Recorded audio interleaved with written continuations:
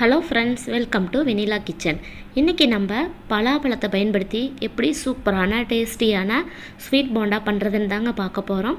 இது ரொம்பவே ஹெல்த்தியான ஒரு ஸ்நாக்ஸ் ரெசிபி தாங்க. வாங்க இந்த பலாப்பழ போண்டா எப்படி பண்ணுறதுன்னு வீடியோக்குள்ளே போய் பார்க்கலாம். நீங்கள் இப்போ தான் ஃபர்ஸ்ட் டைம் நம்ம சேனல் பார்க்குறீங்கன்னா மறக்காமல் சப்ஸ்கிரைப் பண்ணிவிட்டு பக்கத்தில் இருக்கிற பெல் ஐக்கானை கிளிக் பண்ணி ஆல் என்ற ஆப்ஷன் அழுத்திடுங்க. அப்போ தான் நான் போடுற வீடியோ உங்களுக்கு நோட்டிஃபிகேஷனாக வரும். வாங்க இப்போ வீடியோக்குள்ளே போகலாம். ஃபஸ்ட்டு ஒரு மிக்ஸி ஜார் எடுத்துக்கோங்க. அதில் ஒரு கப் அளவுக்கு பலாப்பழத்தை கொட்டையெல்லாம் உரிச்சிட்டு நம்ம உள்ளே சேர்த்துடலாங்க. எல்லாத்தையும் நம்ம மிக்ஸி ஜாரில் சேர்த்துட்டு இதை நல்லா நைஸாக பேஸ்ட் பண்ணி எடுத்துகிட்டு வந்துடலாங்க. பாருங்கள், இந்தளவுக்கு தண்ணி எதுவும் சேர்க்காமல் இது போல் நல்லா நைஸாக அரைச்சி எடுத்துகிட்டு வந்துடுங்க. இப்போ இது ஒரு மிக்சிங் பவுலில் நம்ம மாற்றிக்கலாம். இதுக்கு தண்ணி எதுவும் ஆட் பண்ண வேண்டியது இல்லைங்க. இது கூட 3 டேபிள் ஸ்பூன் அளவுக்கு சுகர் பவுடர் சேர்த்துடலாம். நீங்கள் சர்க்கரை சேர்த்துறதா இருந்தால் பலாப்பழத்தை அரைக்கும் போதே நீங்கள் சர்க்கரை அதில் சேர்த்து அரைச்சிக்கோங்க. நான் ஆல்ரெடி அரைச்சி வச்சுருந்த சர்க்கரை பவுடர் தாங்க நான் 3 டேபிள் ஸ்பூன் அளவுக்கு சேர்த்துருக்கிறேன். இது கூட 1 கப் அளவுக்கு அரிசி மாவு கலந்துட்டு நம்ம மிக்ஸ் பண்ணிக்கலாம். கொஞ்சம் கொஞ்சமாக சேர்த்துட்டு கலந்துக்கோங்க. கட்டிகள் எதுவும் இல்லாத மாதிரி நல்லா மிக்ஸ் பண்ணிக்கோங்க. பலாப்பழம் ஸ்வீட்டாக இருக்குங்கிறதுனால நான் 3 டேபிள் ஸ்பூன் அளவுக்கு மட்டும் ஸ்வீட் சேர்த்துருக்குறேங்க. நீங்கள் எடுக்கிற பலாப்பழத்தை பொறுத்து நீங்கள் கூட்டவோ குறைக்கவோ செஞ்சுக்கோங்க. அரிசி மாவு ரொம்ப அதிகமாக சேர்த்துனாலும் உங்களுக்கு டேஸ்ட்டு அரிசி மாவு டேஸ்ட்டில் போயிருங்க. அதே போல் கம்மியாக சேர்த்துனீங்கன்னா உங்களுக்கு போண்டா கரெக்டாக வராது. அதனால் பார்த்துட்டு அளவுகள் பார்த்து சேர்த்துக்கோங்க. இது போல் எல்லாத்தையும் நல்லா மிக்ஸ் பண்ண பிறகு கொஞ்சமாக இந்த இனிப்பை எடுத்து கொடுக்கறதுக்காக ஒரு பிஞ்ச் அளவுக்கு உப்பு சேர்த்துடுங்க. 1/2 ஸ்பூன் சோடா மாவு சேர்த்துக்கலாங்க. நார்மலாக நம்ம குக்கிங்க்கு யூஸ் பண்ணுற சோடா மாவு 1/2 ஸ்பூன் அளவுக்கு சேர்த்துட்டு இதையும் நல்லா மிக்ஸ் பண்ணிக்கோங்க.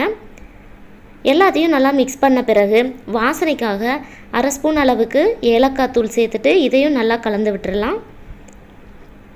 உங்களுக்கு மாவு கொஞ்சம் தண்ணியாக இருக்கிற மாதிரி இருந்துச்சுன்னா நீங்கள் கொஞ்சமாக மாவு சேர்த்துட்டு கூட நீங்கள் நல்லா மிக்ஸ் பண்ணிக்கோங்க.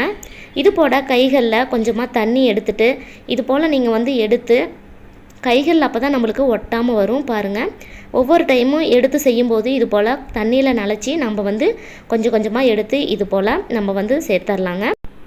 ஆயில் நல்லா ஹீட் ஆயிடுச்சு. இப்போ நம்ம கொஞ்சம் கொஞ்சமாக எடுத்து உள்ளே சேர்த்துடலாங்க. அடுப்பை ஃபுல்லாக லோ ஃப்ளேமில் வச்சுட்டு இது போல் சேர்த்துக்கோங்க. அப்போ தான் நம்மளுக்கு கலர் மாறாமல் உள்ளேயும் நல்லா வெந்து வருங்க. இப்போ ஒரு சைடு வெந்த பிறகு இன்னொரு சைடு நம்ம திருப்பி விட்டுடலாங்க. மீடியம் ஃப்ளேமில் வச்சுருந்திங்கன்னா நம்மளுக்கு உள்ளே வேகாது, வெளியே மட்டும் கலர் சீக்கிரமாக சேஞ்ச் ஆயிரும். அதனால் அடுப்பை ஃபுல்லாக லோ ஃப்ளேமில் வச்சுட்டே வேக வச்சுக்கோங்க. அப்போ தான் நம்மளுக்கு உள்ள பலாப்பழம் அந்த மாவு எல்லாம் சேர்ந்து நல்லா வெந்து சூப்பராக கிடைக்குங்க. நீங்கள் ஆயிலில் சேர்க்கும்போது தனியாக பிரிஞ்சு போகிற மாதிரியோ இல்லைன்னா அடியில் ஒட்டுற மாதிரியோ இருந்தால் நீங்கள் மாவு கம்மியாக சேர்த்துருக்குறீங்கன்னு அர்த்தங்க. அதனால் அப்போ நீங்கள் மறுபடிக்கும் கொஞ்சமாக அரிசி மாவு சேர்த்துட்டு நீங்கள் மிக்ஸ் பண்ணிவிட்டு அதுக்கப்புறம் நீங்கள் ஆயிலில் சேர்த்துடலாம்.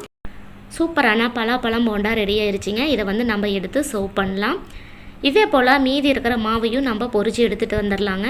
நீங்கள் அரிசி மாவுக்கு பதிலாக மைதா மாவு கோதுமை மாவு கூட ஆட் பண்ணி செய்யலாங்க. அதுவும் இன்னும் ஹெல்த்தியாக டேஸ்டியாகவும் இருக்கும்.